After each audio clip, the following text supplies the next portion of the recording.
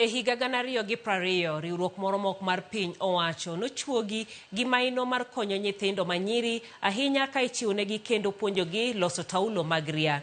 Higni 20 bang'e, jatatije mastawisha dada kata stada Patricia Nudiorao sani osemedo okenge e tijene e gwenge mayudore kaunti ma Kisumu, komedo chenro mag rito ngima mine, chenro mag hocho, chwalo pi maler ne jogweng' e kind moko. E chenro ma kawuono motelo ne odiechieng' joma mine kata International Women's Day, watok kode e tijene kod kaka oseloko ngima jodak kaluwore koda thuond wach mar higani manochiwo mondo iyudi kata give to gain. Erokamano ahinya Patricia matudi kodwa odhiambo makawuono e Ramogi TV. Ageno ni ntiere makare e kaunti ma Kisumu.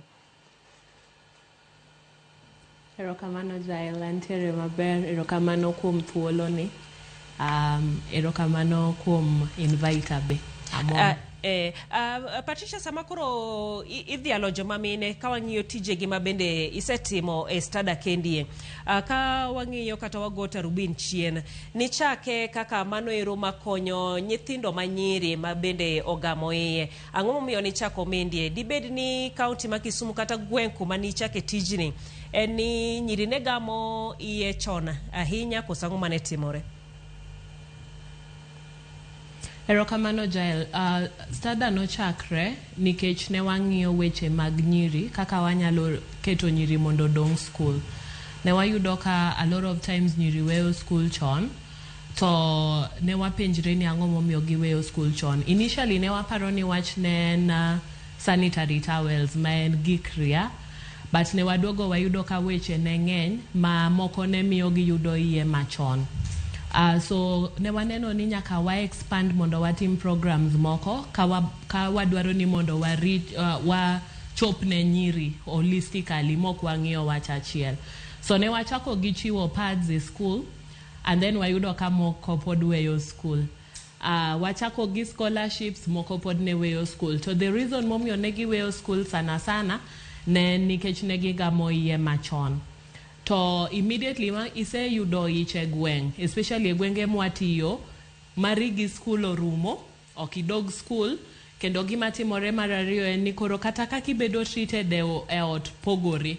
So kanye mane koro wachako program ma support group, ma offer support ne nyiri mano yudo ich chon. Kamane kaka ne Teenage Mothers program ochakre. To kochakre mano ero to tire kaka weche oselokore, usewuok kanyero kata ntiere moko ma bende usemedo, mana kaka ni wacho kanyero ni nuchake gimiyo kata chiwo taulo mag ria e skunde, to mano koro osemedore kendo ntiere mamoko ma bende sani endi usemedo kendo timo mano higni 20 bang'e. Wuoth osebedo nade i higni 20 gi kiduto te makoro chopo higani endi ma 2026? So ne wachako higa 2020, koro wan gigni abich, watan higni 6 e higani. Ne wachako kaka na wachono mondo wa keep nyiri mondo bede school. Reason momiyo stada no chakre ni mondo wa empower joma nyiri gi mine. So far wasechopo kama koro nyaka wa empower nyaka nyithindo, nikech ok inyal pogo nyithindo from mine gi, especially e gwenge mwatiye.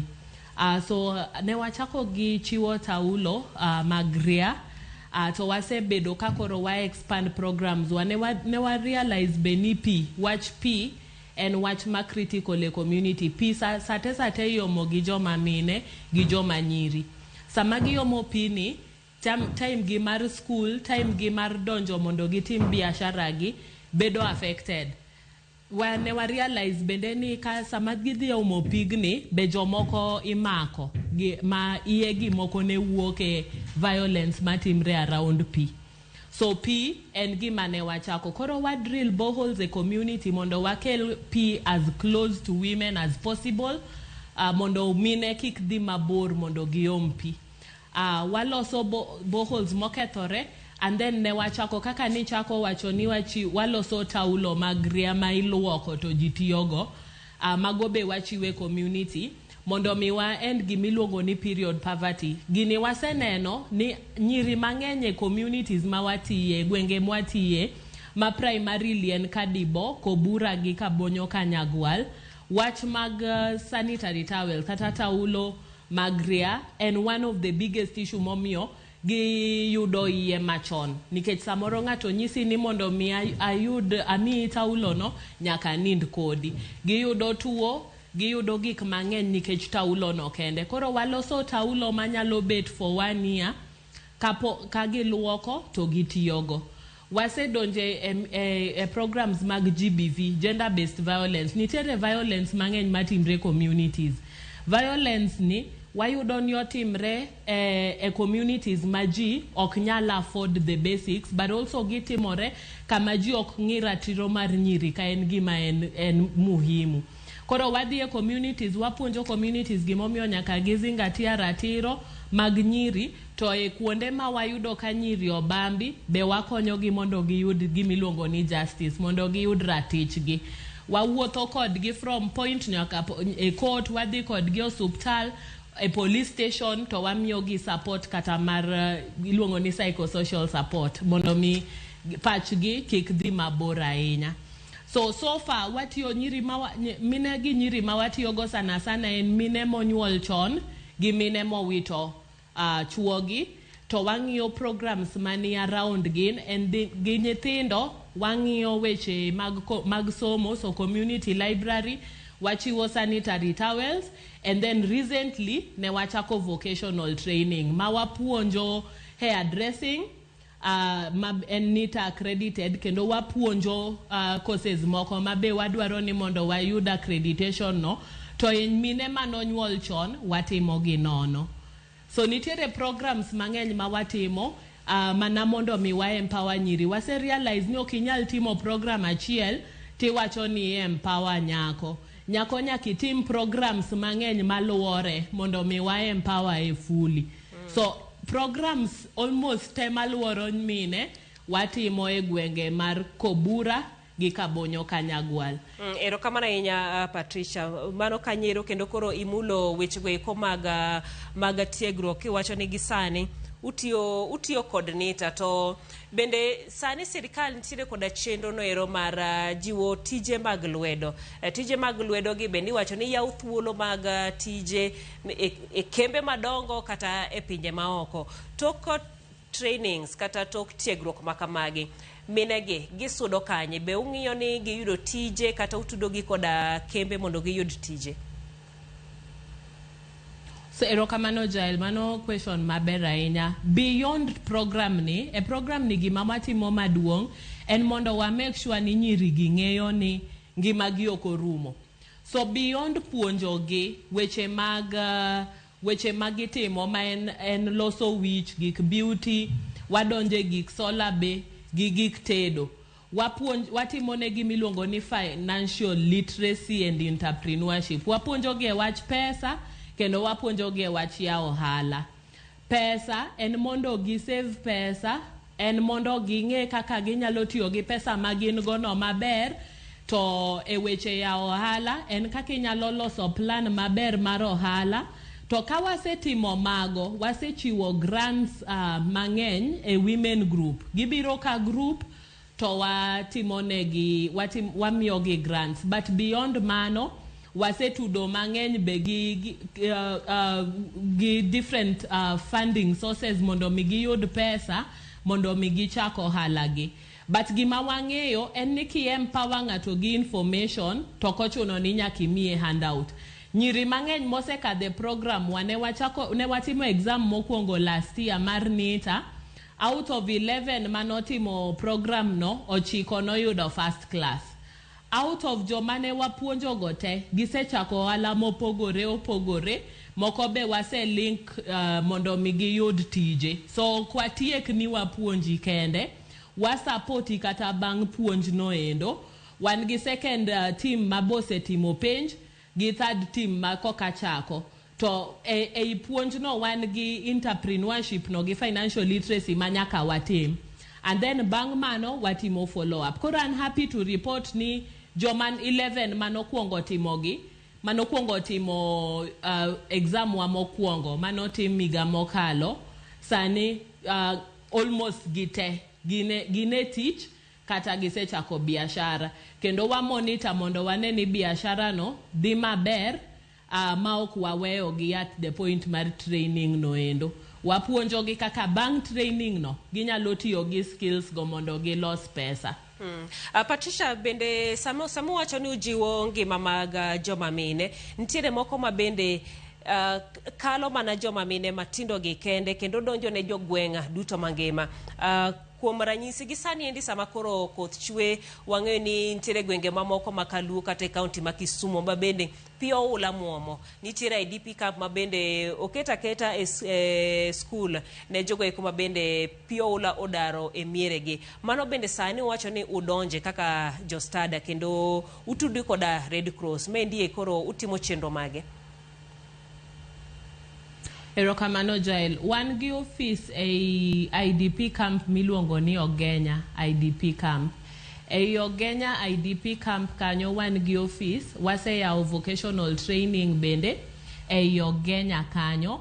And king'iyo weche pi, sama gitimore ma ji koro dar, alara gi Ogenya wasebedo ka wachiwo support mar lewni, support mar sanitary towels, support e camp nitiere support mang'eny madwarore. Watimo gimiluongo ni hocho, kendo wa make sure ni gin safe. Maka wanyalo to wanyalo repatriate manyalo dok sama pi osedok piny. But kokadho gi kanyo wasetimo gimiluongo ni advocacy e Ogenya, masani sirikal gero daik, ma wa hope ni botieko wach mar pi ma muomo no. E weche mag waluonge ni Humanitarian, sane wa partner gi Kenya Red Cross mondo gi train jowa mondo mika emergency moro wuok e community wa to wadhi mondo wa partner kod gi mondo wachiw help e communities go eko. So okwadwa ni wabete community ni watiyo to weche mag community go kwang'i. Kaka stada wachung e ng'iyo ni kawane community to weche mag community wadonje nikech one part mar community no. So waseyudo instances mogonwa mana simu, nitiere ng'ato odegore piny, nitiere chwarni nie od ng'ato, nitiere samoro ng'amodak kamoro nyathi ma maybe en gi disability to lorne ot, gik machal kamago. So anytime ma ng'ato gochonwa to wadhi to wakonye nikech mano en part and parcel of gima watimo stada. At stada we believe ni one part and part, especially for mine, nyiri gi nyithindo. Always there, wanyalo show up ka ng'ato biro moluongowa. So beyond teach ma watimo gi Red Cross gi teach ma watimo gi partners moko, one of the things ma wa pride ourselves at stada ni watimo en ni one part and parcel mar oganda ma wantiere, ok wapogo. Wasemuono udi e community, wasedhi ma wa spray chwarni e ute mag widows, gi elderly women, wasedhi mwatedo gi mine ma wa go kod gi mbaka, gi gik mopogore opogore. So humanitarian work en at the center of stada. Kanye mane wachake, to kendo one very passionate about tije ma watimo gi e gwenge ma watiyo.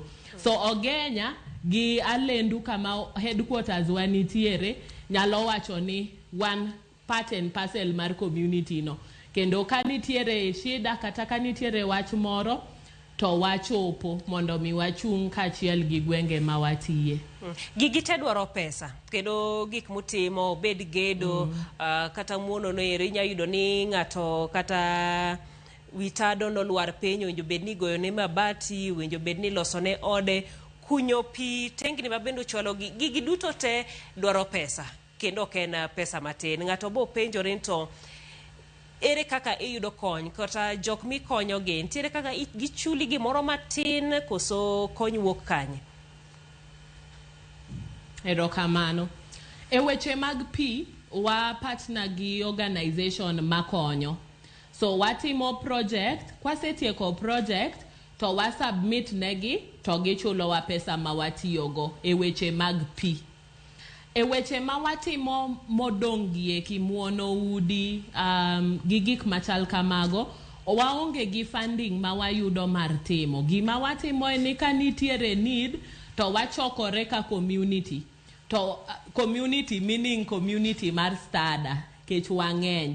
To ka wasechokore to wa come up gi kaka wanyalo support kata raise funds mondo mi watim project. So at Stada, wan gi gima iluongo ni monthly project. Every month, Humanitarian department nigi project ma watimo kamoro achiel. To mano, en gima osekonyowa kata e scholarship project. Wan gi staff mokao nyithindo, magi support. There are times ma wabiro e Facebook page wa, to watimo gima iluongo ni crowdfunding. Wanyiso ga manyalo golo pesa, mondo mi ogol, mondo waket kamoro achiel, mondo watim project. Wan be wan gi kiti miluongo ni minyalo drop gik moko. Inyalo drop chiemo, inyalo drop lewni, inyalo drop gimoro amora ma inyalo bedo ni dwaro donate. Koro nitiere joma drop gi office, then nitiere jok ma wadhi kao gi kuonde ma gidake. Koro gik moko kaka buge, gik moko kaka dry food, ka wasechoko gi kamoro achiel, to wa distribute gi. Koro kamane kaka wa fund projects ma waonge donor. Most of projects ma watimo, pok wayudo donor mar timo gi, but because wane community, watemo mondo waket projects wa obed sustainable. Koro kochopo ni wadhi muono, to wane mwawuok ka staff, to wadhi muono. Ka ochopo ni wadhi spray, kata mana ka od ng'ato nigi pest makoro donjo moko nyal nindo, to wan kaka staff ema wa organize to wadhi spray kendwa. So ma wanyalo timo kendwa watimo, kendo ma dwaro funds, wan kaka staff ema wakuongo keto kamoro achiel, then ka nitiere rem moro, to wawuoyo gi jok moko be. To ji osekonyowa sana. Wadwa go erokamano ne ogandawa ma watiyogo. Ni nitiere seche masedhi kao buge uteji, nitiere samoro masedhi makao nyaka chiemo gi pads be nitiere joma contribute ma wakamane kaka wa fund projects wa. Ka kidwaro tinyalo luwo wa e social media, ibo yudo ka anytime ma wan gi campaign midwaro donje. To ken mano kende, en kata volunteering. Kineno ni dwa volunteer service nie gimoro, to be wan gi thuolo no endo, mondo wadhi kodi e gwenge gi mondine. Sani waneno ka pi osechakre. Ka pi osechakre, to iyudo ka nitiere tije mang'eny ma wanyalo timo kamoro achiel gi ogandawa. So kidwaro, ng'ama dwaro partner gi kodwa in any way, to nyalo reach out to us. To wabo gocho negi, to wabo pango kaka wanyalo timo. Onge kony matin, onge kony maduong' moingo wadgi. Kony en kony. To at Stada wase realize ni kony duto is important ne wan. Erokamano ahinya. Patricia, bende tich mutimo inyayudo ni nitiere ng'ano kata riwruoge mamoko madigombo ni dwaro timo, to pod gionge teko, pod gi jing' ahinya mar chope okang' ma bende isechope, kata jogo eko ma bende korka chako, kata nitiere koda lek machalo koda mari. Wuoth ma bende isewuotho no, kidwaro kata kinyalo jiwo joma moko madigomb timo tich kaka mari, kata motenore kod konyo oganda e kor gwenge, ang'o ma bende inyalo nyisogi? Gima nyalo nyisi en ni chaka. Stada noko chakre ka wan gi pesa. Stada no chakre nikech ne wan gi will mar konyo communities. Sa ya michako kata ka onge pesa, tineno ka nitiere atera kaka pesa biro e diere. Ichako gi gima in go, and then itimo activities minyalo timo maonge pesa no. Another thing minyalo timo en ni mondi partner gi jomo sechako. At Stada waero partnerships, nikech wan bene wachako gi mago, wachako gi riwruok ma ji biro kamoro achiel. So watimo gik moko kaka exchange learning. Inyalo biro Stada mondi learn more. But anyalo wacho ni model mar Stada en ni nok wachako gi funding, nok wachako gi pesa. ne wachako gi konyo oganda ma watiye to projects wa mang'eny kata sani pod onge funding. Kana neno news mbele kanyo na neno ka highlight case moro mar mama moro modok e community kose wuok e jela to jo community otamre ni kiko duogi. Mano is one of now the newest projects master datimo. Ma en women behind and beyond bars. Watemo mondo wa highlight stories mag minegi mondo mi wane kaka wanyalo yudo kony masutgi. Especially one of the things manyalo share en niya, kidwa chako projects e community, dhiye community no, wuogi oganda no, penj gi gima gidwaro. Most of the time, community homegrown solutions ok dwa pesa mang'eny. The reason momiyo waluor chako en ni ok wadwa ni mondo wa consult mondo wa winj gima community dwaro. Thothne ka ng'ato dwa chako organization to gimoneno en ni ng'acha to timang'o, joka timang'o, wan be wadwa kopo gima joka timo. But ok understand ni samoro gima nyalo timore community ni ok bitimre community mar jomoko. Koro dhi e community wuo kodgi, ibo yudo ni nyalo timo projects gi pesa matin. To kidwa chako community projects, nyaka in bende pesa ni donje community projects goeko. The more ma pesa ni donje, the more ma ji be buy mission ni. Nikech sana onge ng'ama bro fund project ma poko chakre. To a lot of us dwa ni mondo ng'ato kuongo miye pesa mondi koko chak migao manyalo konyo ji. Ka in gi passion, chak gi pesa ni matin no endo. Bring people together, family, friends, gi jok ma believe a vision ni no. Chaki kise chako, to jomoko bo yudi mbele, to bodonje. Gima nyalo nyisi ni projects mag stada almost 90% poko bedo funded gi dona. But ni wa wuoyo gi ji, wa winjo gima gidwaro, communities be nigi gima ginyalo contribute e projects goeko. So resources ni everywhere. Ena kaming'iyo gi kaking'iyo. So gima nyalo nyisi en ni chaka. Mano ni kare kabisa. Neno ote moro kendi wacho ni puoch gi pak ne jo stada. Aseneno ka gitiyo mabera lendu iluonge ni Martino Chienga marweya. Okadwa weyo wach moro mabende iwacho kendi ma iwacho ni en achiel kuom chenro mabende utimo. Mano dhongere luonge ni prisoners reintegration. Jogo eko kama osetwe kendo koro giduogo pacho ira joge. Mana kaka sigana ma iwacho ma watimo no ero. Jogi thothne ikwedo. To gini omage mana koro kaka un koro udonje gini ore mage makoro anyuola gi nyalo rwako gi samoro bi nyayudo ni familia margi kuma gidhi dake rwako gi to community moluoro gi kaluwore koda ketho mane gitimo ok rwak gi ere kaka cheno makamindi koro ikonyo godo. Reintegration tech kabisa waseteme gimomi adwa chako gi background wa mar reintegration en ni women beyond bars and project makoka wachako. So pod wane consultation stage. Wase wuoyo gi team mantiere probation, wase wuoyo gi team mantiere prisons. But anyalo mi example mar reintegration ma watimo sani ma betek. Kisumu County Referral wa partner go. Mano thothne ji ong'e ni general. So general kanyo wa partner gi department miluongo ni mental health. Kuno kane wachako community work makoro waduoko project ma wa partner kod gen mar duoko jok makoro sechango mose tieko thieth e community.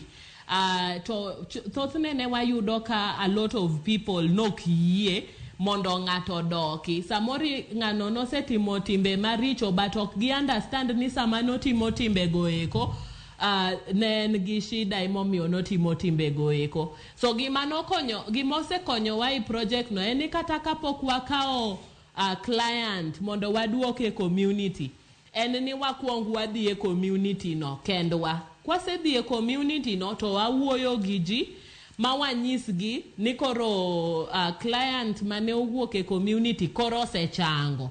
to wadwa ni mondo waduoke using all the social systems. Iwuoyo gi chief, iwuoyo gi family, iwuoyo gi the social workers around kanyo endo mondo kodok to miye support.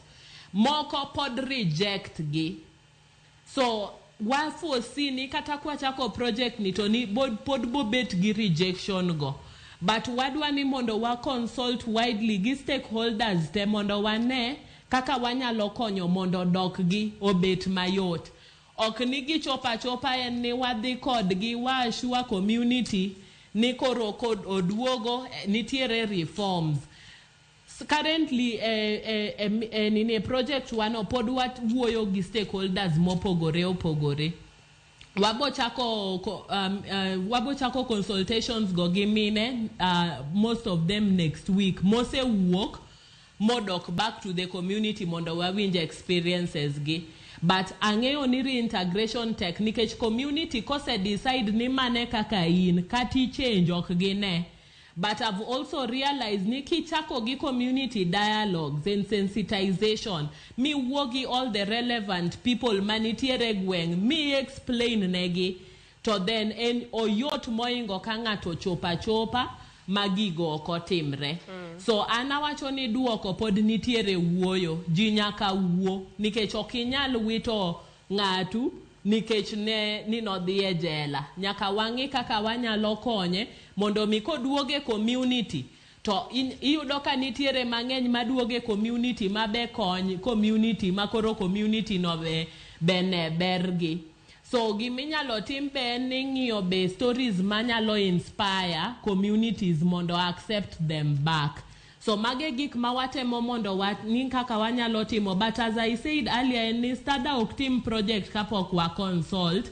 Both gi jok mose go through the process, gi jok ma go through the process, gi stakeholders temo luoro jogi mondo mi wangi the best way. Sani gik ma wanyalo paro en mana theories nikech koko achako, but ang'eni waboduogo kendo watuwagi mondo wangi ane kaka project no dhi. Erokamano ahinya Patricia. Ote nitiere kendi Helida Anyumba. Iwacho ni an be adwa gone Patricia erokamano. Iwacho no irito negi dangi ma en Awido. Kaito iwacho ni jaela moro gi wendo mikelo konya dayo moro uriri kae chwar ni nege to ode rach to en chiliel ma onge nyathi akia kuchope gwenge mag uriri kochacha. Penjna nyamera no ni kidwa join gi to itimo nango mano lili nyakwar yambo. Wanyalo chakane gi penja dekgo.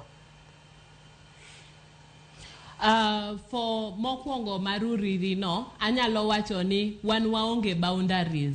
Sana projects wa magi humanitarian wakonyo sana widows maonge nyithindo. Koro anyalo tudra kodi Jael mondo mi ang'e kaka wanyalo yudo mamani to ang'e ni wanyalo timo gimoro mondo mi wakonye. So abokao namba no mondo wawuo. Okay. And then ng'ama wacho kako nyalo join wa kinyalo donjo e Stada Kenya. One Stada Kenya e social media te. One Stada Kenya e Facebook, One Stada Kenya e Instagram, e YouTube gi e TikTok. Kinyalo donjo mondo gine ne waduoko ka ng'ato penjo wapenjo to waduoko piyo. So kinyalo donjo mondi ichiw contacts gi mondo mi watwag mang'eny nikech okanyal ng'eyo kaka idwaro join wa, but wanyalo dhi mbele twak mondo wane. Erokamano ahinya. Watieko mana mapiyo sama koro watieko nikech sawa koro rumo. En dwe no ero mabende idhialo joma mine kata International Women's Day. To thor wach mahiga ni giwacho ni chiw mondo imbe yud gimoro. In kaka Patricia Nudi Orao, tich mabende isebedo kitimo Kisumu County, misebedo kitimo ne community. Ang'oma iseyude ber mane mabende osedonjo ni in wuon? Gimora mora. Anyalo wacho ni ayie gi hashtag no, ayie gi theme no, nikech kichiwo ne ji to ine michiwore ni ini wuon. Stada oseloko kaka ng'iyo ngima, Stada oseloko kaka neno ji, Stada oseloko kaka paro, oseloko ngimana completely. Gik mana paro oken gik maparo sani. Kaka nadak oken kaka dak sani. Gik mang'eny about ngimana oselokore nikech pacha oselokore. Pacha oselokore kabisa. Tok ayie ni kichiwo to in be ichiwo kuomi. Kichiwo ne ji, in be ichiwo kuomi. Samoro kichiwo gik ma pesa nyalo ng'ieo.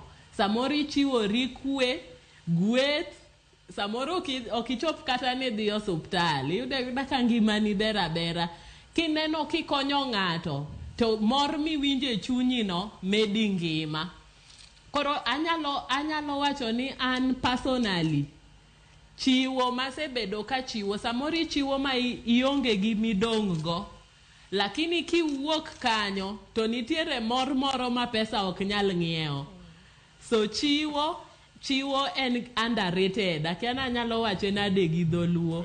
Chiwo en part and parcel mar dhano. Kendo gima chiwo miyo dhano, pesa ok nyal ng'ieo. Erokamano ahinya mano kanyaero Patricia Nudiorao mano jatatije mar Stada Kenya kata Stawisha Dada mabende tiyo e gwenge mopogore opogore e kaunti ma Kisumu, Kadiboko, Bura, Kabonyo, Kanyagwal, Ogenya, mano kanyaero IDP camp kanyakla kod ofis gi maduong' mabende ntiere Alendu. Tich mabende osebedo ka otiyo mano kanyaero kuma sani endi wadhi alojo mamine e dweni mano mabende idhi alojo mamine kata International Women's kanyoero. Erokamano ahinya Patricia kanyakla kod jogo duto te momiyo chenro ni obedo makare nyaka odiechieng' machielo mano tich ang'wen mabiro, chenro machielo mano mar mine wacho nyinga Jailieta.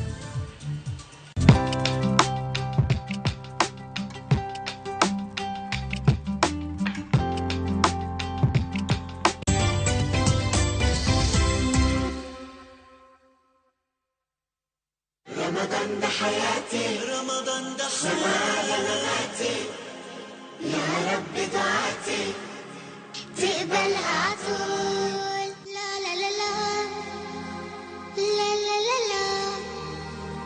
لا لا لا لا لا لا رمضان ده رحمة من ربنا الأعلى.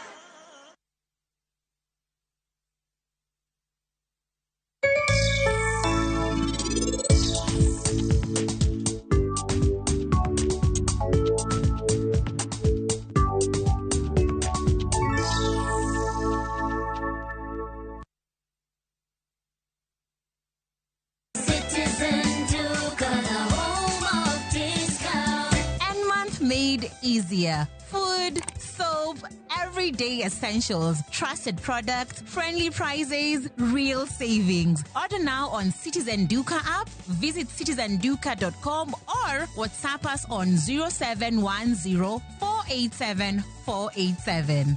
Love your home, love your wallet. Citizen Duka, your home of discounts. Citizen Duka, the home of discounts.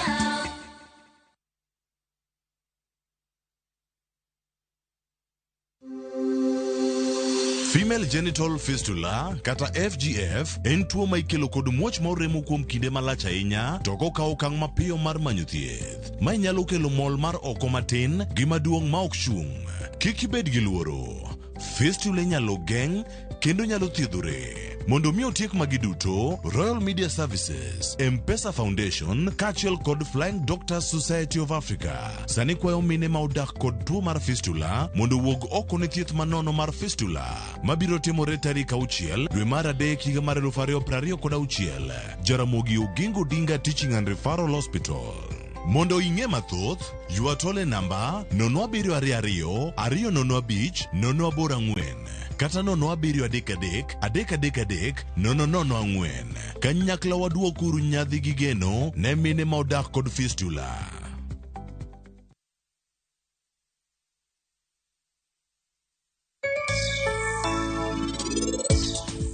Nitie seda mgori mure kindwa kodi koso. Okure kubedli penja mag fuogi. Mano tabia marach dong. Kapok wa kae to nitie gima nyaka ng'isa. Ase manyima lich ma asegoni nyaka sim makata king'iyo tin kata gi miss call madhi 20. Ai yawa.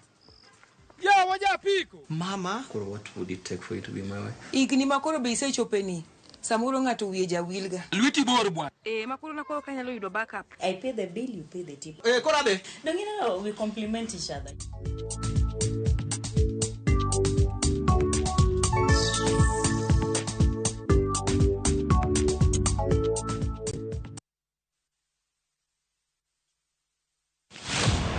E chuny weche duto, rawere nigi duola, paro kaachiel kod chia. Wajo Kenya wate but wan gi cultural background gi kuma wae gi homes wa. Ma e thor wach tich abich ka tich abich.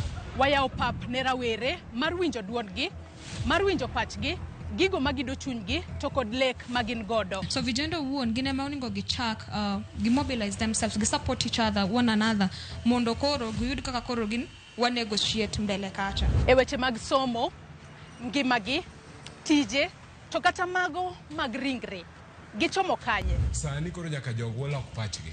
Mondo ging'e niya, wadwa tiyo ne jopiny. Kochakore saa 4 okinyi nyaka saa 7. An Joyce Oduor, ane jamadar mar yie jomatindo. Kik bai.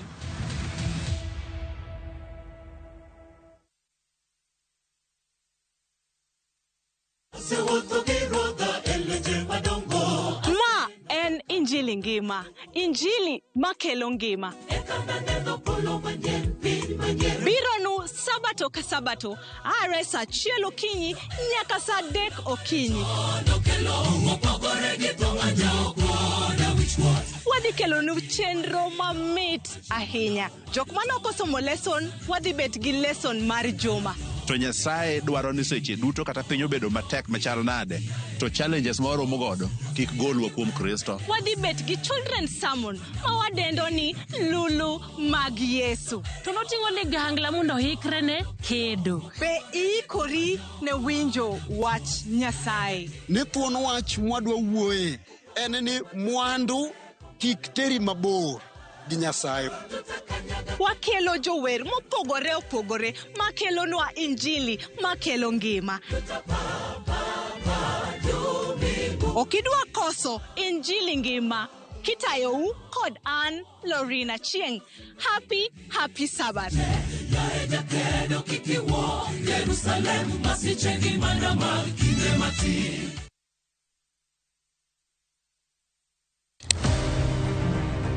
Any woman can be Mrs. Ombaka, but not any woman can be Dr. Ombaka. Gin mine ma bende osebero ngima magi ka bende gijiwo joma moko otim kamano. Wadwani mondo wajol joma mine, watieg joma mine, mondo kwan joma mine mantie telo obed mang'eny. Gichiwore mar mako lwet jogo mawuok tokgi. Sa ochopo, manyaka wan mon, ok wanyal timo demonstration. Twanyalo timo sit in. Watemo wacho ne nyithindo manyiri ni kaber to konego bene oringa kende ka wiye bare ni to tina chom kanye. Ka nitie gima thage to yudo ng'ama miyo mosewuotho yor nieri to penjo wach mantiere. E chenro ni mar mine wacho, wakelo mine mantiere gi lony mopogore opogore. Tudi koda juma ka juma tich ang'wen e chenro ni saa 3 mar otieno.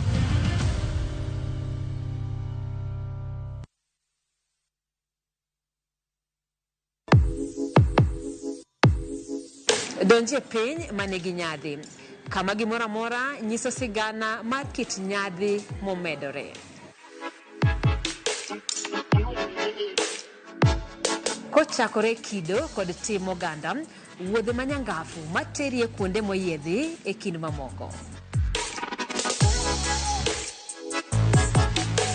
Tudri koda Ansintos Okinda kateri e wuoth moyiedhi no nikech ngima idago dichiel.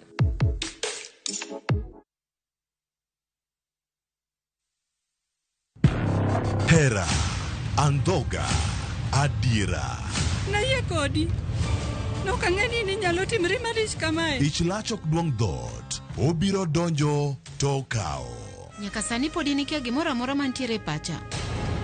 Hera miyo ng'ato bedo gi teko mar timo gimoro, kendo nyalo lokore pap mar lweny. Odni opong'o mana hawi marach lilo.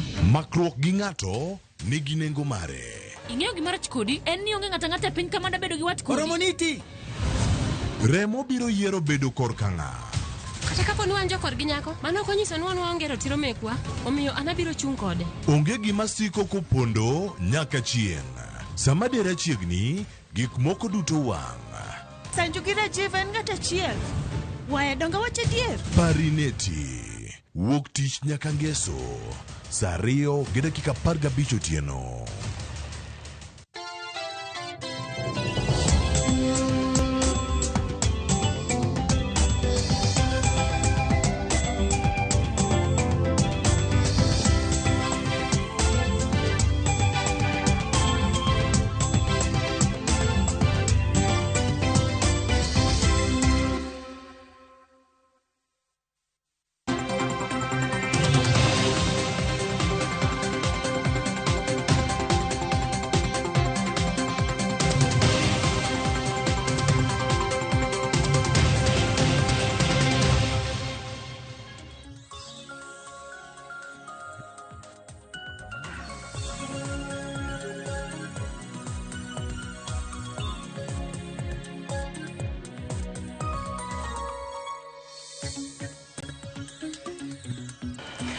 Oyawre nyakwara muge juang kamora mora maintiere en mor mara mar bedo kodi tich abich makawuono tarik en 6 dwe mar 3 higa mar 2026. Kamora mora maintiere okinyi makawuono nyakwara muge juang machiegni e chenro ni mar duond rawere mataye chieng' tich abich ka chieng' tich abich kama bedo kae kod yawuoto nagi ka achiel kod nyiyo nagi kama poro weche kata waporo wach kotudore kod weche mopogore opogore matimore e pacho kae. Rawere bedo kod thuolo mano mar chiwo pachgi wacho gigo mopogore opogore manitiere e dhod chunygi katwa kod rawere nyakwara muge juang bro bedo kabiro bang' weche manyien mwaiko ni okinyi makawuono miyo chak tudri kodwa kochakore sani namba mar ote machuok 236000 Facebook ibiro yudo achiel kachiel Ramogi TV X @Ramogi TV kan beni nyalo tudri koda e Facebook page mara ibiro yuda Joyce Oduor mbui mara mar X ibiro yuda @JoyceOduor_ machiegni nyakwara muge juang e chenro ni kochakore sani nyakango mol kanyo saa 7 mar odiochieng' nyinga Joyce Oduor. Kawachako nyakwara muge juang kod weche manyien en ni jaod bura ma Emurwa Dikir Joanna Ngeno itero e kar yweyo mare mogika kawuono e dalane ma Magondu mayudore e kar chung'od bura ma Emurwa Dikir e kaunti ma Narok. Ngeno kachiel kod joma moko 5 ne owito ngimagi e masira mar ndek kalapaplo. Wadhi ane kuro achiel kachiel mar mondo mi wawinjane kaka mesa mano mar kowe e kar yweyo mare mogik timore gi sani.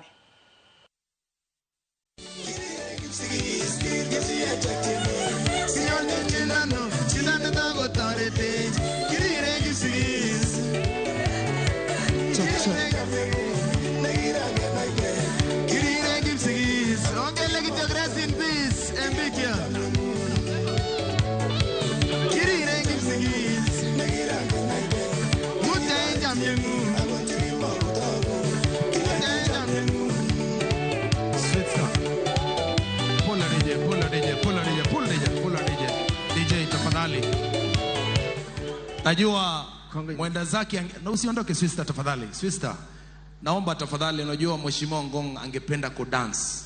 Angesikia rhythm kama hiyo angesimama na dance. Tafadhali kama hiyo rhythm imekuingia tafadhali naomba tusi wote tusimame na let's dance because we are celebrating, tunafurahia. Kwa hivyo naomba amage tono nage bye to mundaka mingo kutoka tono nago tien. Anane DJ from the top one more time.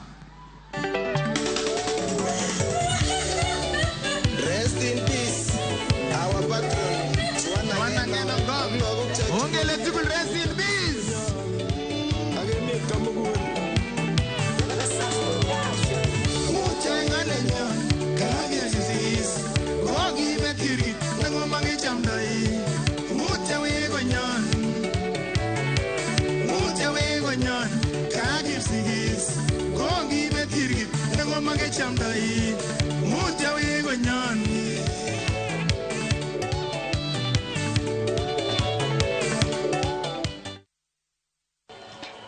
Nyakwara mugia juanga chenro makamano mano mar kopo mogik mar jaod bura ma Emurwa Dikir Joana Ngeno mano wito ngimane e masich nde kalapapla podi dhi mbele dalane ma Magondu mayudore kar chung od bura ma Emurwa Dikir e kaunti Nandi kendo abo bedo ka wadhi kuro mar mondo mi walunu chenro makamana achiel kachiel kalure ni bende nitiere jotelo mopogore opogore mabro bedo ka chopo mar mondo mi gin bende giriure kod anyuola wede kachiel kod osiepe mag mosenendo jaod bura ma Emurwa Dikir Joana Ngeno e kinde mibo bed ka ikete e kar yueyo mare mogik odiochieng' ma kawuono. Wakwayo kata waoro ote mag kuyo kachiel kod lit ne wede familia kachiel kod osiepe mag jaod bura ma Emurwa Dikir mano wito ngimane ka wakwayo Nyasaye mar mondo mi oket chunye kama okwe. Ka wadhi mbele kod weche mamoko en ni moko kuom jodak mago ma Ndanai e kar chung od bura ma Sotik e kaunti ma Bomet owuok oko ma kar rombgi mar kowo kare mogik mar yueyo mosenindo Joana Ngeno. Jodak go oparo Ngeno kaka jatelo machunye ne ng'wona mane ohero konyo oganda kendo mane jachir e gige duto mane otimo. He was the kingpin of the Kalenjin community, and today we are gathered here to mourn as the business community of Ndanai. Let Joana Ngeno rest in peace. Nimehusunika siku ya leo, tumekuja kuomboleza Ngeno. Juzi alikuwa amenipea, tumehuzunika na tunasema pole sana. Joana Ngeno alitusaidia sana hapa Ndanai. Kwanza wakati tulikuwa na football, yeye anakuja anatupatia support. Kuna wakati pia Joana Ngeno alitetea waziri ambaye alikuwa amewekwa huko Nairobi, ambaye ni mwanadada kutoka hapa Litein. Hiyo ndio tunafikiria Ngeno. Yeye ni mbiganiaji wa watu wa South Rift. Joana Ngeno aliweza kutusaidia kwa njia mingi na tunaomboleza sana. Ngeno kwanza amekuza watu wengi. Hapa Ndanai walikuwa nakucha Harambee, hapo chuzi alikuwa Kipsengei, pia tulipandishwa cheo kama kingpin ama ya South Rift. So Ngeno amekuza watu wengi.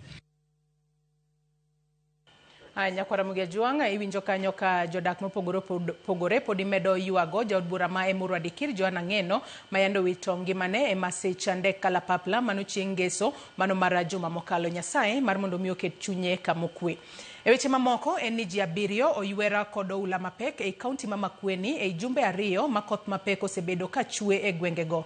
Koth ma osebedo ka kelo oula mapek mane omuko ute e gwenge ma opogore e kaunti no.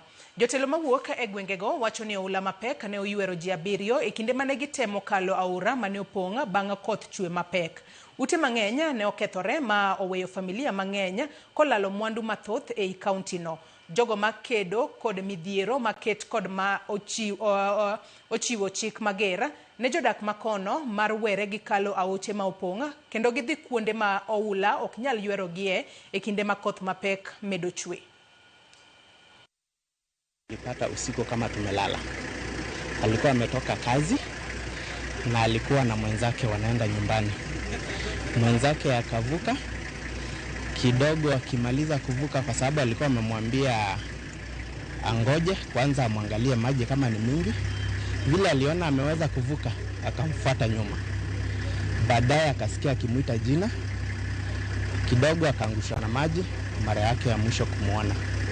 Ndio asubuhi tukapata habari kitu saa 10 ya jioni asubuhi ya leo. Ndio tukaanza kumtafuta. We have managed to retrieve his body and hand it over to the police. We urge the people of Makueni to avoid flooded rivers and in case of any emergency to report the case to our Makueni County emergency number, which is 0715 486 141. I think there is need for the county government ikuje reconstruct upya na iweke ikue flat. Ama watuletee tu culverts upate maji kiwa mingi, we can still access the market na hiyo nini hapo juu. Wale mko na haraka, hakuna maana ya kuwa na haraka kuvuka mto, sababu unaweza kufuka na hiyo maji ikubebe, na hiyo kubebwa inamaanisha kifo na hatutaki mtu akufe. Aora mamogora oponga maong'ok oko e olalo matudo aurano gi gweng'a ma Emurwa Dikir gi Mogondu Olchobokesie e kar chung'od bura ma Emurwa Dikira.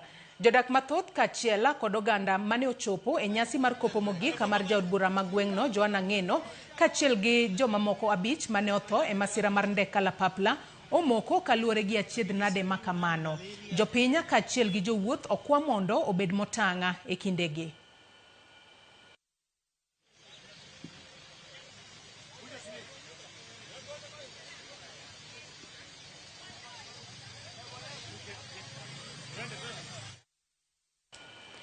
Moheo familia 50 mawuok e gweng' ma Chesiyuo Kapkrong kachiel gi kimama manitiere e woda ma Chesikaki e kar chung'od bura ma Mlima Elgon e kaunti ma Bungoma odak gi luor bang' oula mapek mane okel kod koth mapek mane ochwe e gwengego.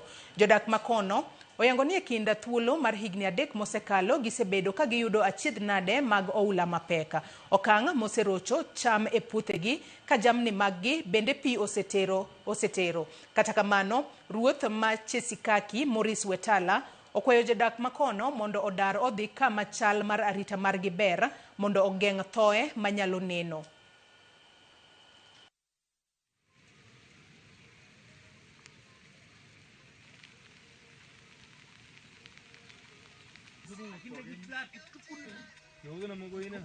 Mmea yangu kwa shamba nilipanda eka moja mahindi na maharagwe na yote imechukuliwa na maji. Pia kwa nyumba mvua iliweza kupomoa nyumba na ikachukua malasi na nguo ya kufaa pamoja na chakula mahindi gunia 8 na maharagwe gunia 5. Tungependa kabisa watuhamishe mahali mzuri na bure tutakufa.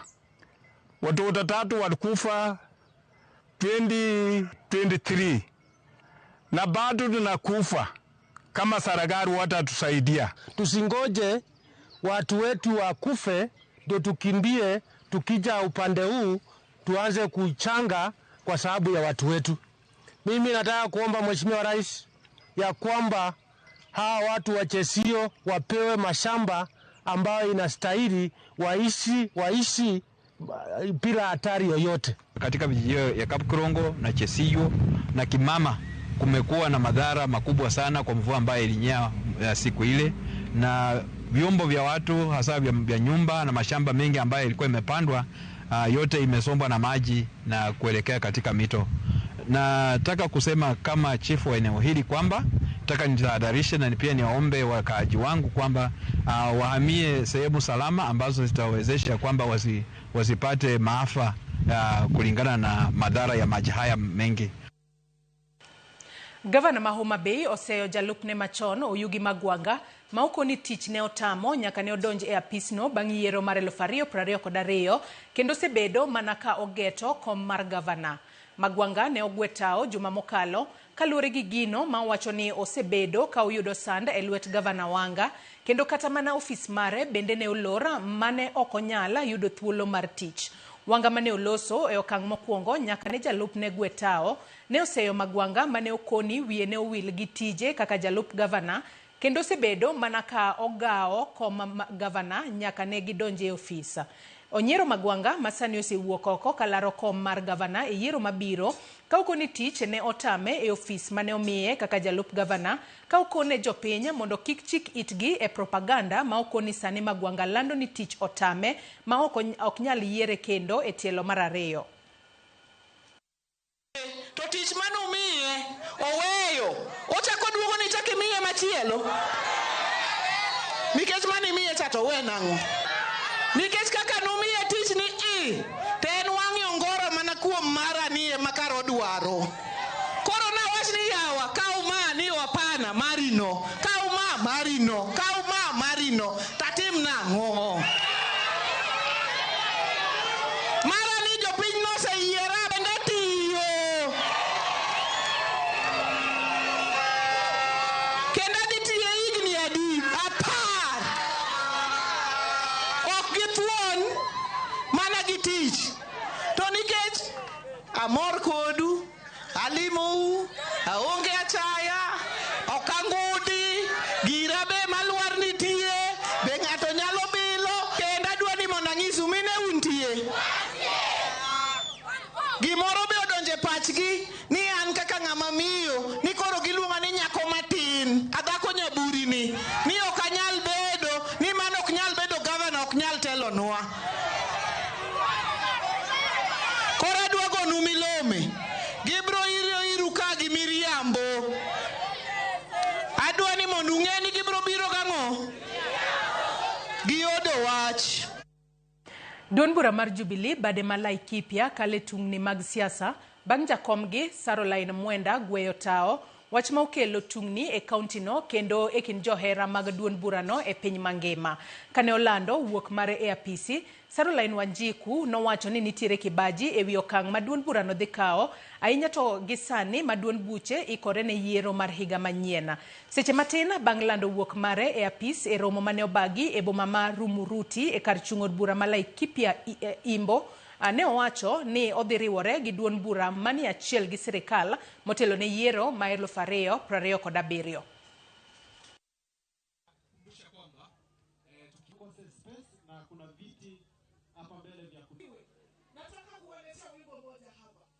Ninaondoka kwa chama cha Jubilee ama ninajiuzuru kwa chama cha Jubilee na kwa leo ninaingia kwa chama cha serikali. The only reason nimetoka Jubilee ni kwa sababu tulienda pale, tumesimama na chama, lakini ukiangalia sana hicho chama kiko na baridi. Mkubwa mwenye tumetafuta pale hata yeye haelewi wale watu wamesimama na chama, and at the end of the day it's not about the party logo, it's about what the party is offering to its grassroots. Sarakasi zenye ziko upande wa opposition, it's not all about results but drama.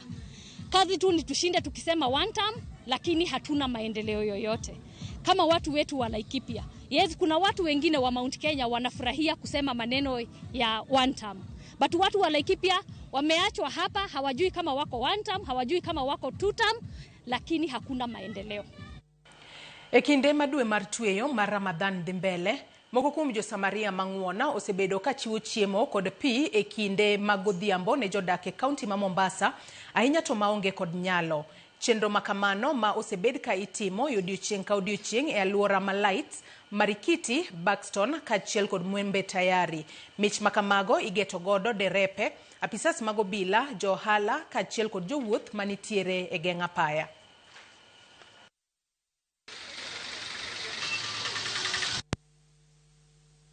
Ni wakati wa Ramadhani ambayo ni lazima sisi kama Waislamu tuweze kuja pamoja, kushikana na kuangalia yale misingi ya Ramadhani ambayo ni ya kutuleta sisi jamii pamoja na kuweza kushikana pamoja na kuweza kujikuza katika imani. Na pia ni wakati ambayo tunasema wale wenye uwezo, tafadhali tuwasaidie wale ambao hawana, tujumuike na wale ambao hawana, kwa sababu ni mwezi mtukufu wa Ramadhani, mwezi ambao Mwenyezi Mungu amesema malipo yake yeye peke yake ndiye anayejua. Jod bura mamalo okalo paro mar chik mar chugo agucho menda mar dongruok ma otisi ni Infrastructure Fund. Okang' makama koro biro neno ni omenda maromo $5 trillion mag dongruok ota kendo otiyo e yo malong'o e dongo piny. Gino ma sirikal otiso ni wuodh Singapore. Lokruoge ma otim e paro mar chikno oting'o chugo duol moyiedhi ne chung'ne kaka aguluno itiyo godo kendo ng'ado rieko kaka chenro mage ringo pile ka pile. That opinion say aye. En chik mabiro tayo agulu mar omenda mar dongruok Infrastructure Fund mokal kod jo od bura mar od bura mamalo bango e kogno kendo timo ne lokruok moko. Honorable Chairperson, I beg to move that the committee do report to the House its consideration of the National Infrastructure Fund Bill, National Assembly Bill number 1 of 2026, and its approval thereof with amendments.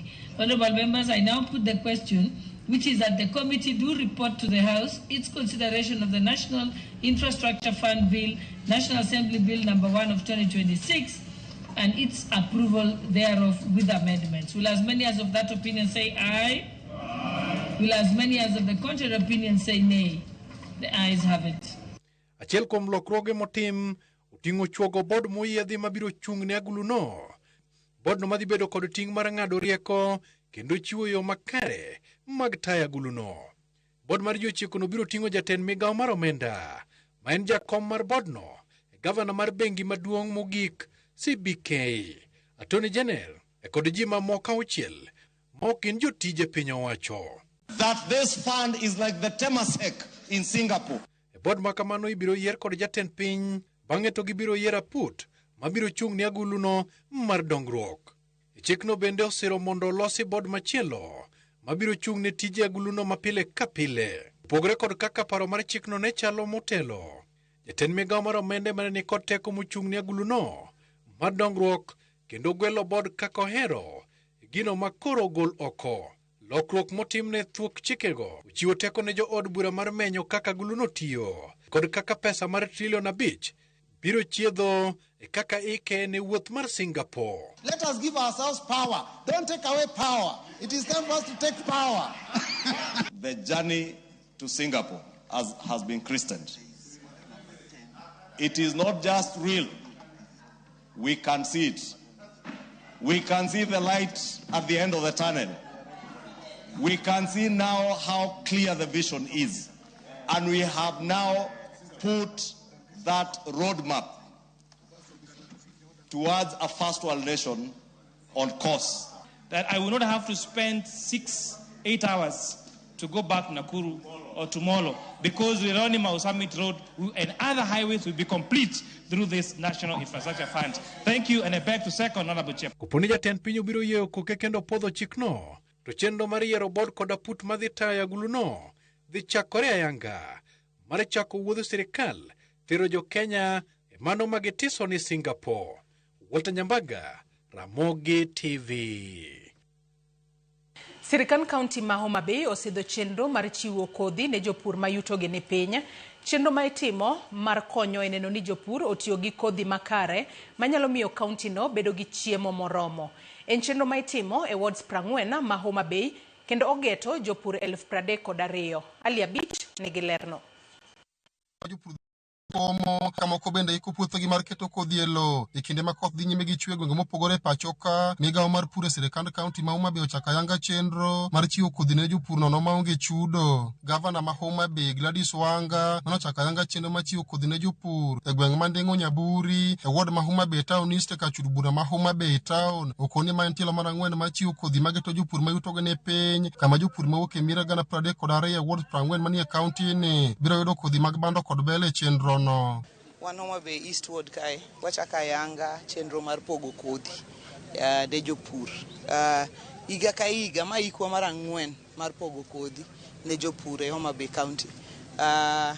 Mier moko nyalo ni kodhi to gin gi puodho wamiyo gi kodhi e higa ka higa. Omiyo sani nitie mier 32,000 e Homa Bay mabro yudo kodhi. Gavana Wanga ne okune jopur madhi yudo kothe makamago ne olume gwenge mopogore kaunti ni ka okoni chenro makamano gitimo maneno ni kaunti obedo kod chiemo moromo manyalo konyo jopiny e mieregi. Dwakwa jowa koth koro chwe wadhi ure puothe wapur kendo wakom mondo ka Nyasaye oyie otero choronwa kodhni wabed ni wan gi chiemo, nikech oganda modenyo ok nyal konyore, oganda moyieng to nyalo konyore gin giwegi. Jatend migawo mar pur e kaunti ma Homa Bay Danish Onyango kaachiel gi MCA ma Homa Bay Town East Woderi Komolo ne ojiwo jopur makoro dhi yudo kothe makamago mondo mi kik usgi mar neno ni miere ma giwuokie obedo kod chiemo moromo.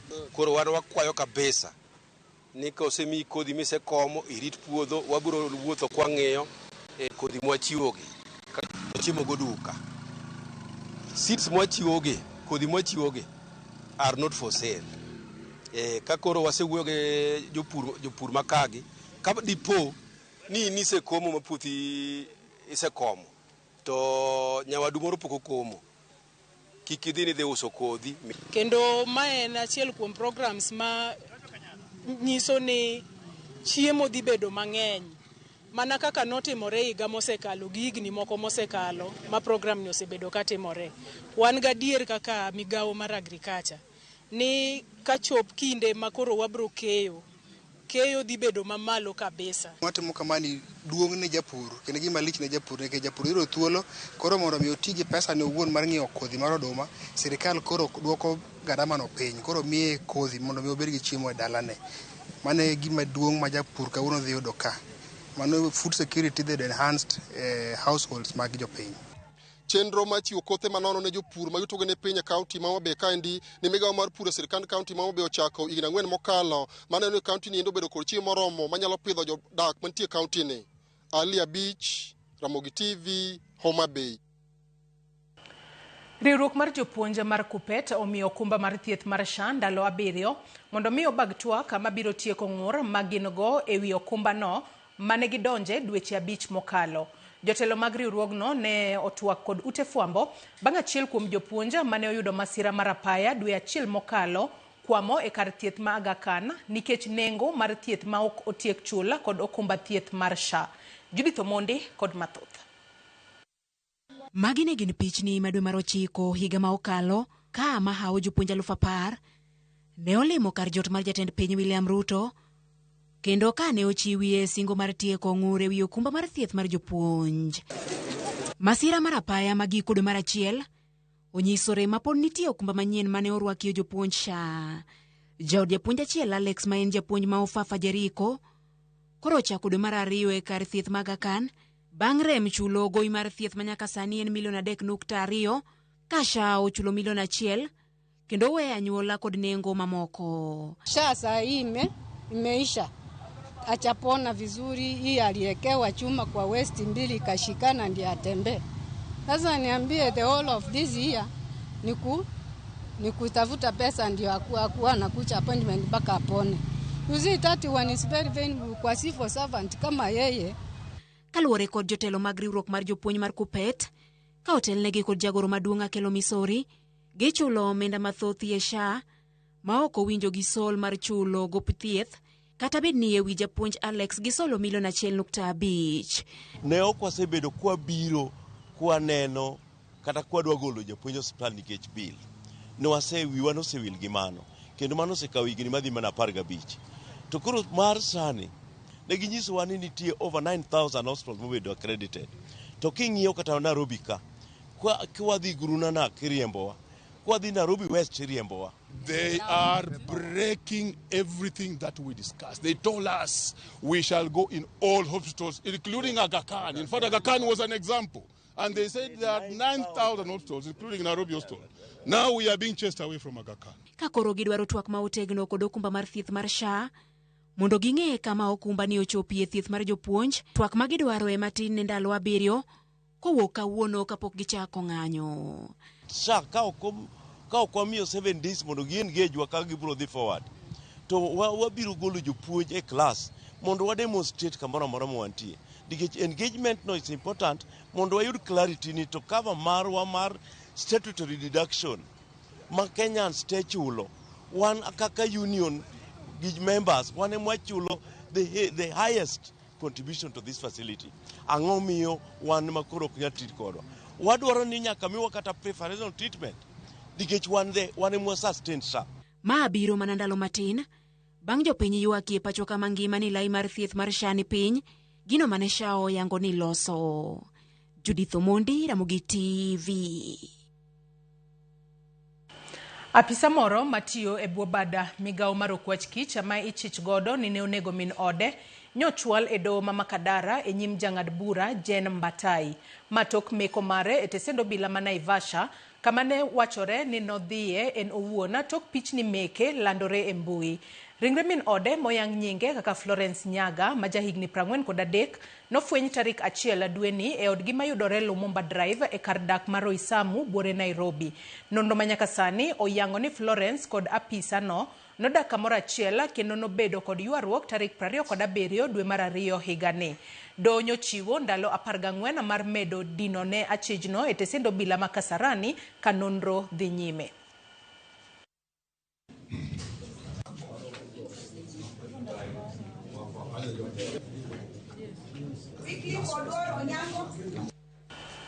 Nyakora Mugia Jwangi kanye mwachopo gode giko mar weche manyien okinyi makawuono. Kata kamano chenro marwa podi ielach. Ang'isi no okinyi makawuono wantiere kae nyaka saa 7 mar odiochienge. Chenro mano mar duond rawere. Yawuoto nage kaachiel kod nyionage osechopo studio kae mar mondo mi wabed piny wagoane mbaka kotudore kod rawere kod telo. Bende rawere oseikore yo makare ne telo to rawere timang'o mar neno ni piny Kenya obedo kod telo makare. Omiyo kik idhi mabor, imedo mana kete e Ramogi TV.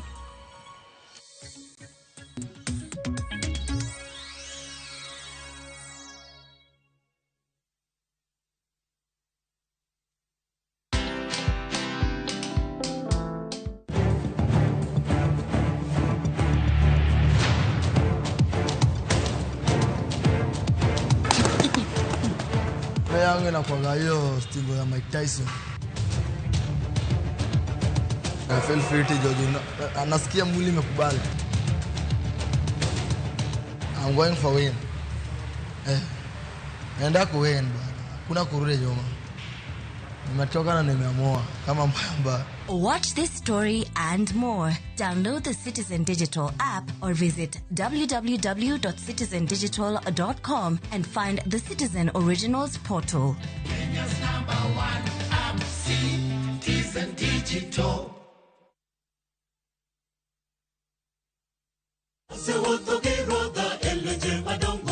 Ma en injili ngima. Injili makelo ngima. Bironu sabato ka sabato. Are sa chielo kinyi nyaka sa dek okinyi. Wadhi kelo nu chenro mamit ahinya. Jok manoko somo lesson wadhi bet gi lesson mar juma. To Nyasaye dwaro ni seche duto kata piny obedo matek machal nade to challenges moro mogodo kik golwa kuom Kristo. Wadhi bet gi children's sermon ma wadendo ni lulu mag Yesu. To notingo ligangla mondo hikre ne kedo. Be ikori ne winjo wach Nyasaye. Ne thuon wach mwadwa wuoye en ni mwandu kik teri mabor gi Nyasaye. Wakelo jower mopogore opogore makelo nwa injili makelo ngima. Okidwa koso injili ngima kitayo kod an Lorina Chieng. Happy Sabbath.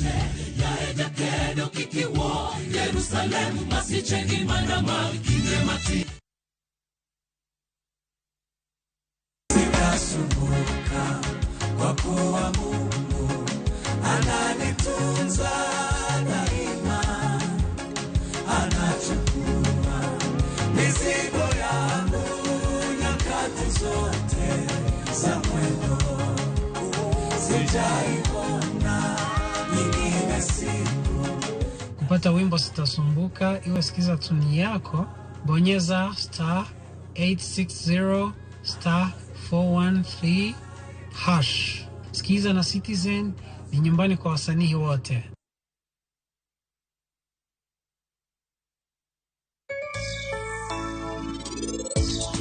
Yore biuru. Kura nudi aluta bor. Mutaka udio kinya mulo gimoro. Lweti bor.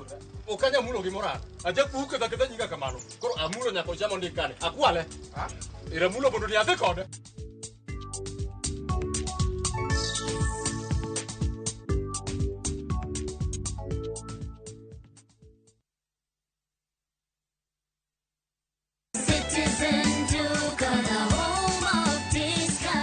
Citizen Duka inawatakia Ramadhan Mubarak.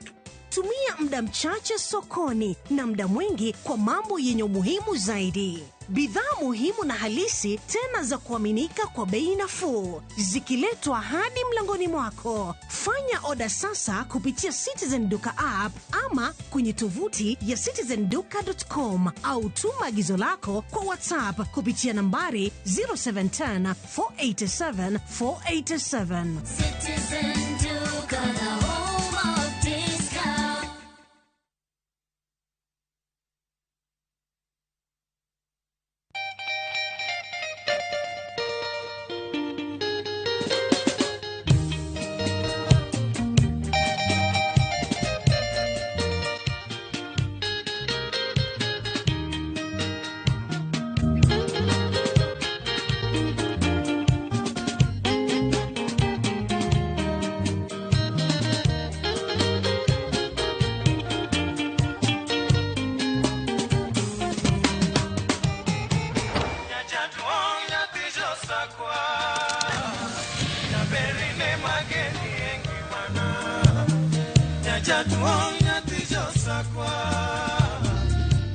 Radio Ramogi, Karchun Jaluo. Radio Ramogi.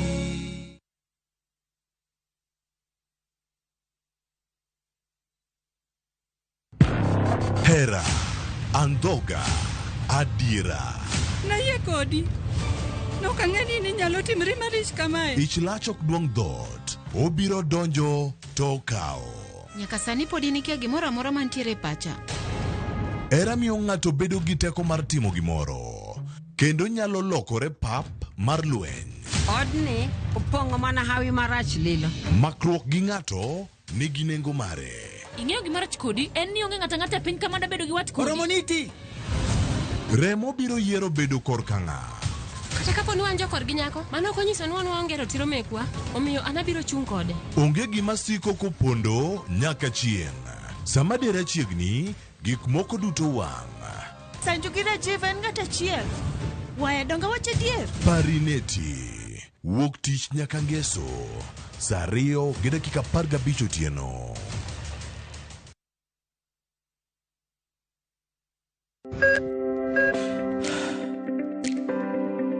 E chuny ogandawa, ngima mar del en mwandu maduong'ie moloyo. Mondo tekruok mar dend obed maber, ok gin ga gik matek. Gin gik miluongo ni lifestyle. Manyiso ga jotuo ni gigi ok gin gik minyiewo, gin gik mitimo. We bedo gi kiawa, kendo chak bedo gi ng'eyo. Nachako chemotherapy. Side effects nen, yier wi nyaka lwar, constipation, chandi seriously.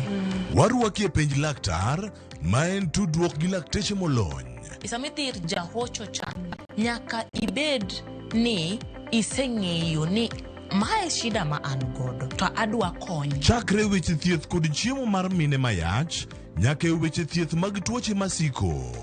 Wakelo od thieth e od dak. Tuo mar rheumatic heart disease ni landore sana e gwenge ma poverty ntiere. Riwri gi Ruth Otieno, wuok tich nyaka tich abich, saa 12 odhiambo.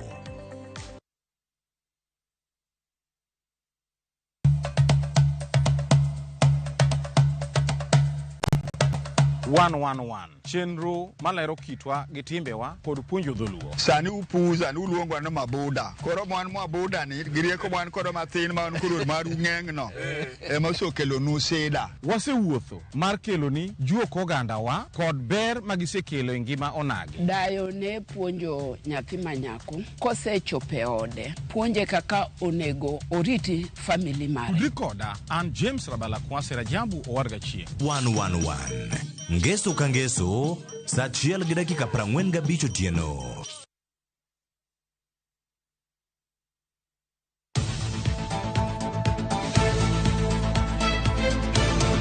Nyakora mogi, tok tich matek, en kinde mag midhiambo. Kendo isechopo pacho kidwaro ng'eyo mago motimore pacho ka, to kod pinje maoko. Chieng' tich abich ka tich abich, to dhi kod Auchieng' Emmanuel, chenro mar Ang'ich Welo ka achiel kod Oimore. Kamwakelo ni weche manyien, mago monon, modo, kendo luweyo makare.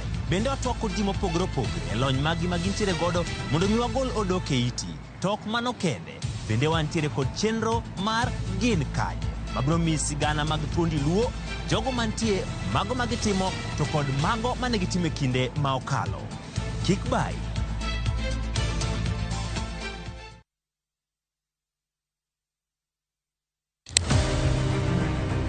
Any woman can be Mrs. Ombaka, but not any woman can be Dr. Ombaka. Gin mine ma bende osebero ngima magi ka bende gijiwo joma moko otim kamano. Madwani mondo wajol joma mine, watieg joma mine, mondo kwan joma mine mantie telo obed mang'eny. Gichiwore mar mako lwet jogo mawuok tokgi. Sa ochopo, manyaka wan mon, ok wanyal timo demonstration. To wanyalo timo sit in. Watemo wacho ne nyithindo manyiri ni kaber to konego bene oringa kende ka wiye bare ni to tina chom kanye. Ka nitie gima thage to yudo ng'ama miyo mosewuotho yor nieri to penjo wach mantiere. E chenro ni mar mine wacho, wakelo mine mantiere gi lony mopogore opogore. Tudi koda juma ka juma tich ang'wen e chenro ni saa 3 mar otieno.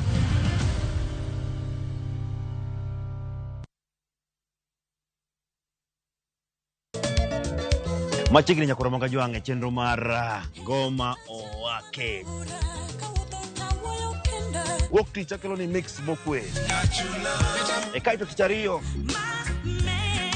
Reggae Owake, yani tunaongea na Majar Rastafara.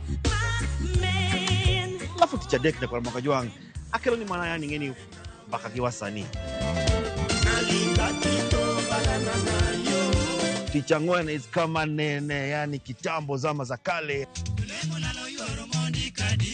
Alafu Friday, si unajua tu Friday tunafanya namna hii, nyakora magojong Friday supuzo wake. Sapar gidaka paga big nyaka sapaga rio kod an PDG Papa Vic, yani ukipenda mzee kijana.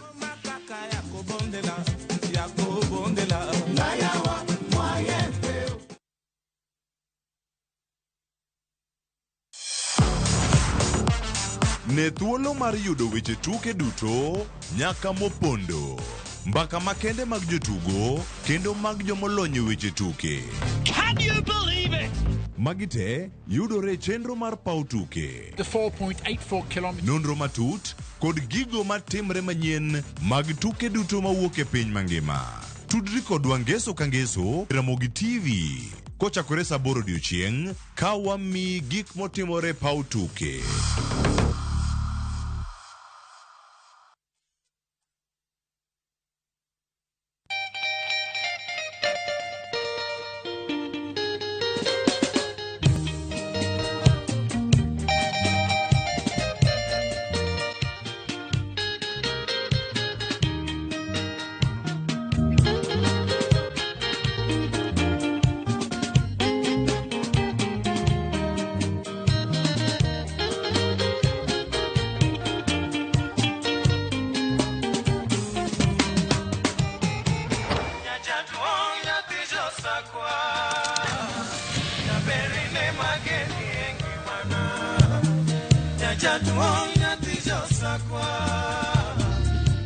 Radio Ramogi, Cartoon Jalu.